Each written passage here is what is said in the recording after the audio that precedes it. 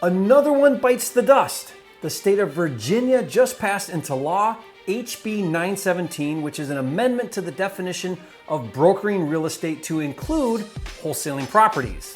That means wholesalers in Virginia are now required by law to hold an active real estate license. On this video, I'm going to break down exactly what this new law means, who it applies to, and most importantly, what you need to do to comply, as well as some possible workarounds. And don't think this law only affects wholesalers in Virginia.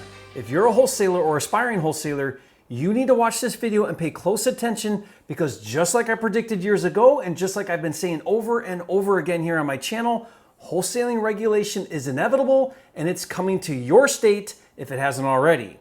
So you need to know what's going on and what you can do to be prepared.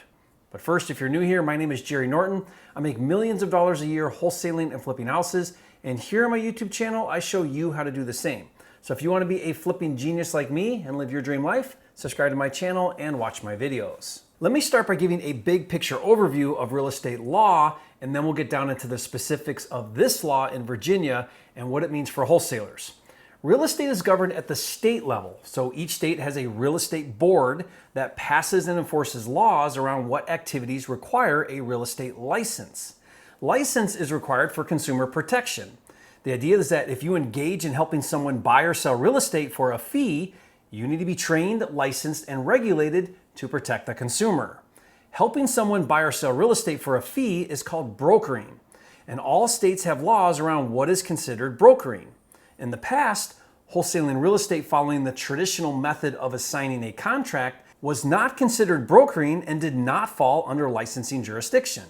The reason is because when doing an assignment of contract, the wholesaler is a principal in the contract and protected by contract law, allowing him to assign his contract. In other words, he's not brokering a real estate transaction, he's selling his right to a contract he owns. Now, contract law has protected the assignment for hundreds of years. That is, until recently, and if I'm honest with you, I'm the one to blame. You see, I practically invented wholesaling. I mean, it was around before me, but when I started wholesaling 20 years ago, it was a little known technique that hardly anyone knew about. But now, since I've been teaching and educating people how to wholesale for nearly 20 years, I've paved the way for wholesaling to become the multi-billion-dollar industry that it is today. And because wholesaling has become a widespread industry and not just an obscure strategy, it's caught the attention of regulators and consumer protection agencies. In 2019, the state of Illinois was the first state to change the legal definition of brokering to include wholesaling.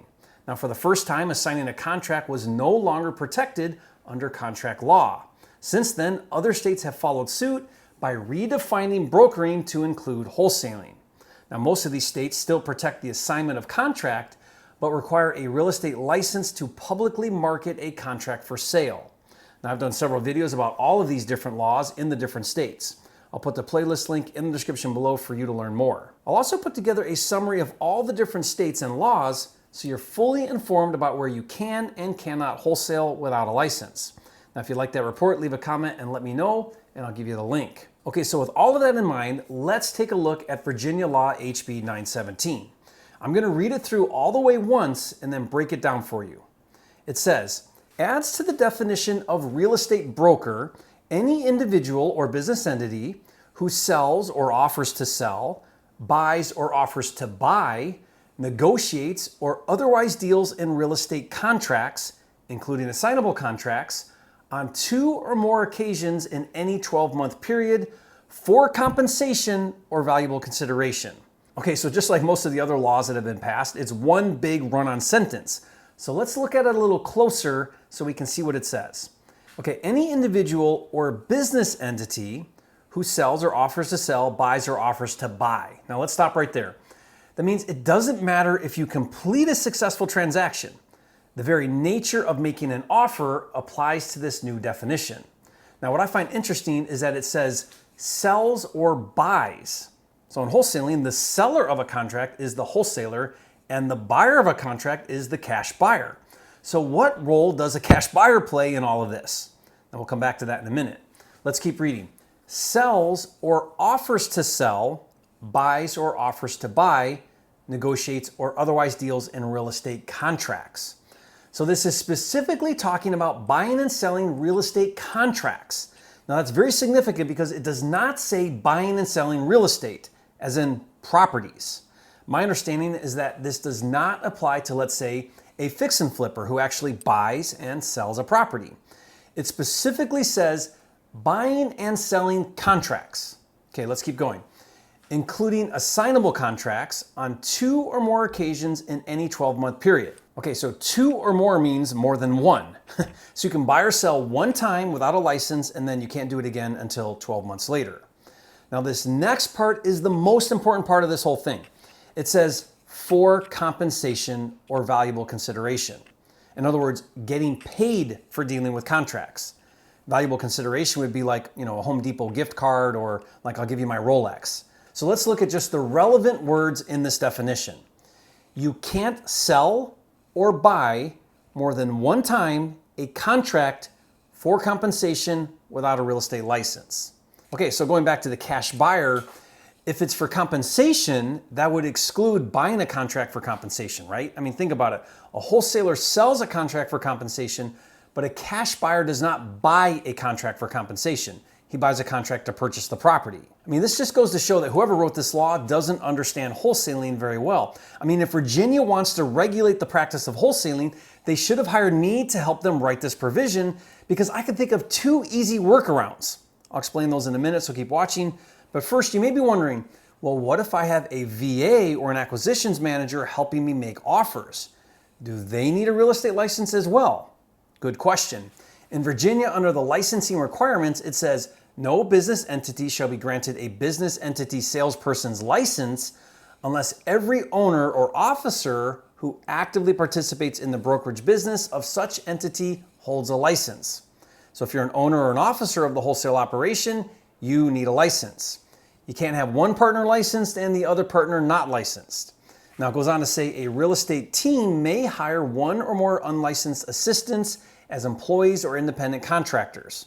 So your VAs or acquisitions or dispo managers don't need licensed as long as you and your partner have a license. All right, so this law raises a few concerns. First of all, if you're a nationwide virtual wholesaler, or if you live outside of Virginia and you're virtually wholesaling in Virginia, you will need a real estate license. Remember, real estate is governed at the state level. That means even though I personally hold an active real estate license in the state of Michigan, if I wholesale a property in Virginia, I have to adhere to the Virginia laws, which now means after I do one assignment, I would need to hold a license in Virginia to do subsequent assignments. Now, if you're a local licensed wholesaler in Virginia, you may look at that as good news because it may eliminate out-of-state wholesalers. Now, the other concern is the logistical challenges this presents. To get a real estate license, you have to work under a sponsoring broker. With traditional real estate agency, the broker typically gets compensated from commissions earned by the agent. Does that mean now that licensed wholesalers will need to pay their broker a cut of their assignments? That's between you and your broker. Now, furthermore, to get licensed, you're trained and held responsible for being a real estate agent, not a wholesaler, which creates a disconnect for sure. These are things that the board hasn't thought through all the way, and one of the biggest problems with requiring wholesalers to be licensed as real estate agents. On top of that, assignments are not recorded, which will make enforcement difficult to say the least. Okay, so if you're a wholesaler in Virginia, what should you do about this? And if you're in another state, how can you prepare? Because you better believe regulation like this is coming to a state near you. I actually have 3 suggestions for you. First, although I'm not a fan of government regulation, it's here in Virginia and it's coming everywhere. So stop focusing on whether or not you agree with it and get on board with the program. In other words, stop being a big baby and get your damn license. Now, aside from now being mandatory, I've been an advocate of getting licensed for wholesaling from day one. A lot of educators will tell you not to get a license if you're a wholesaler or an investor, that it's bad for business. I completely disagree. I personally got my real estate license 20 years ago, and about 15 years ago, I furthered my licensing by getting my broker's license. Yeah, you have to do things right and disclose properly, but that's easy. Having a real estate license has given me tremendous value and opportunities as an investor. I did a video that explains 8 ways to make money as an investor with your real estate license. I highly recommend you watch that video. I'll put the link to that video in the description box below, and you can watch it later. And here's another way to look at this new law. This is gonna weed out people who have no business wholesaling. This will weed out the get-rich-quick crowd and the fly-by-night wholesalers, because if you're unwilling to get licensed and that's all it takes for you to drop out of the industry, you shouldn't have been wholesaling to begin with. The cream will always rise to the top, and this law will legitimize the industry and level the playing field. Is it gonna cost you to get a real estate license? You bet. It's gonna cost you time and money to get your license and time and money to maintain your license. But if you use it the way that I do, it will pay for itself 100-fold. I did a video that explains everything you need to do to get and maintain a license. Link in the description. Now for me as an eternal optimist, I tend to look for the silver lining in everything. Remember why you're a wholesaler in the first place, to solve problems. Getting a real estate license is just one more thing to figure out in your journey as a wholesaler. Okay, suggestion number 2 is don't get your license and instead double close your wholesale deals. Now I may be wrong, but it does not say buying and selling real estate is brokering. It says buying and selling contracts for compensation is brokering. There's a huge difference. When you double close, you fund and purchase the property and take title. Then you turn around and sell the property as the owner. You are not buying and selling contracts for compensation. The fact that it's the same day or next day is irrelevant. You bought a property and then you sold the property, and that's not the same thing as dealing in contracts for compensation. Now, being the flipping genius that I am and being able to foresee the future, I knew that laws like this were going to continue to happen, so years ago I started a transactional funding business specifically for double closing wholesale deals. Transactional funding is something you want to have lined up before you make offers so that you can transact a double closing the right way. So if you're in Virginia and while you're getting your license, or if you just decide to double close all of your deals, be sure to check out my funding program. To register for a free training to get all the details, just go to usejerryscash.com. On that free training, I'll show you how to get your first double closing funded for free. Again, go to usejerryscash.com. And the third suggestion is to use my LLC flipper method.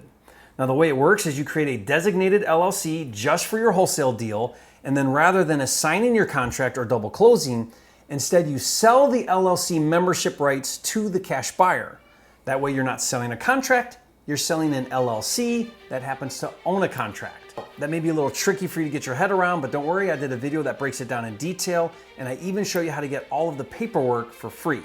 So watch that video now, and remember, it's not about the money, it's about having the time and freedom to have, be, do, and give everything God has in store for you, and I'll see you on the next video.